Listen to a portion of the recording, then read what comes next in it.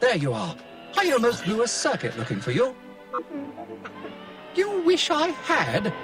You know, R2, sometimes I think you'd have been better off staying in that trash compactor. I'm terribly sorry, Commander.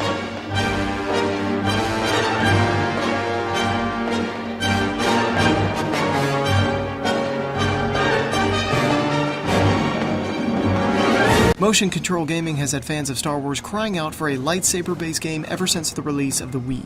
With the success of the franchise license in Force Unleashed and Old Republic, it was only a matter of time before someone stepped up to the task of adapting that feeling to the Kinect. Microsoft unveiled Kinect Star Wars at E3 to a mixed response, promising to address any concerns before release. So is this the Star Wars game that fans have been pining after, or are we all the victims of a Jedi mind trick? Welcome, Padawans. Brought here in a dark time, you are. Time of trials, yes. Time of danger? Great hope in you, we have. The overarching story involves you browsing through the Jedi records on Coruscant, but the Jedi Destiny mode acts as the main campaign. You assume the role of a Jedi Padawan on their way to Kashyyyk for training, right in the middle of a Trandoshan invasion. You set off to discover the reason for the invasion and assist your master in quelling the threat in your journey to become a Jedi Knight. Other modes have their own story, whether it's the Rancor that escapes and goes on a rampage, or the unlikely janitor that rises to become a pod racing professional. Regardless of the modes you choose, the story is not really a driving force. Situations arise that are plucked straight from other games, and no attempt at producing anything unique is made. Given that Star Wars is a huge franchise with an extensive lore, the overall story is a lost cause.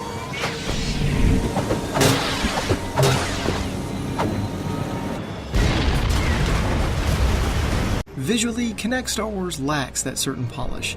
Rough background textures adorn most of the environments, and character models fail to impress close up. These distractions can hold back the greater cinematic moments, especially since the animation is spot on during battles. The franchise license is best used in providing a familiar soundtrack with the authentic sounds of blaster fire or Wookiee war cries. Though the audio sync fails to match up at certain moments, the overall voice cast is up to par, with the return of familiar faces like Watto and Jennifer Hale's role as yet another Jedi Master, breathing a small amount of life into the otherwise uninteresting story. Each one of you is strong in the Force, brave, instructed in the teachings of our order.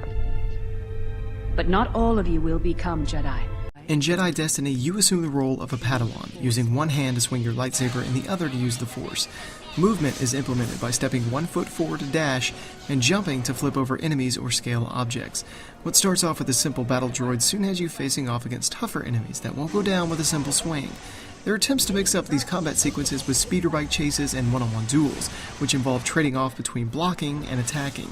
Despite good intentions, numerous issues arise. Pacing wears thin after the first planet. You have no ability to target a specific enemy, and hacking through hallway after hallway of battle droids loses appeal fast. The attempt to vary the gameplay with starship sequences and speeder bike chases often outstay their welcome, and the faulty tracking can mistake many movements. This was going to be my comeback year! Besides a standalone duel mode plucked straight from the campaign, the three variants offered outshine the lightsaber combat. Pod racing puts you behind the iconic vehicle against 11 other racers. Steering is performed by pulling back with your right hand to turn right and vice versa. Pulling both hands back and pushing forward will boost, and raising your left or right hand will use an item from your pre-race loadout. The mode holds up well enough, with 6 different tracks and multiple racers and driving styles to choose from, but turning on a dime and careful handling are difficult to get the hang of for the tougher tracks. Day will be a day long remembered.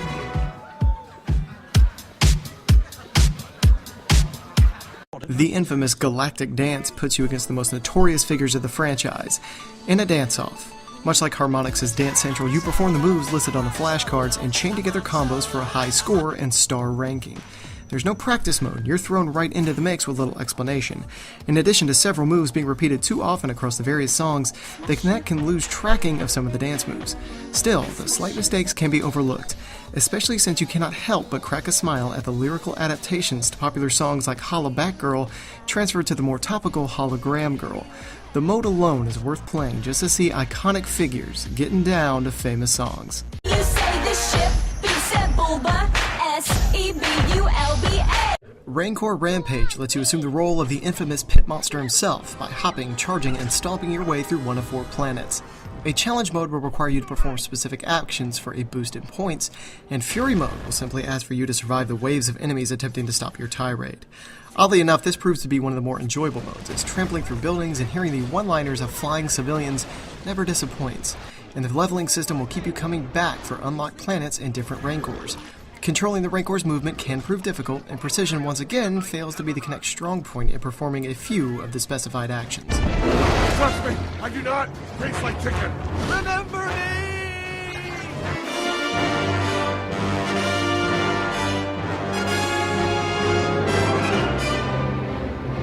There are multiple difficulties and unlocks in addition to a hop-in, hop-out cooperative multiplayer that makes Kinect Star Wars much more enjoyable, but despite it all, the game fails to really capture the iconic Jedi experience that fans are seeking. Technical issues hamper each mode, and the repetitive hack-and-slash gameplay of Jedi Destiny ends up making the other experiences the more memorable ones. It's not all bad, and could be a fun game to pull out for a party or a family get-together, but for the solo crowd looking for their pivotal Star Wars title to flail around the living room to, these aren't the droids you're looking for.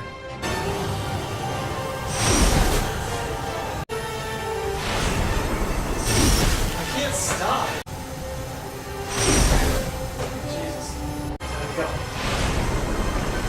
Oh, come on. What do I do? Sweet lord, you're the worst Jedi ever. Sure you time your movements carefully.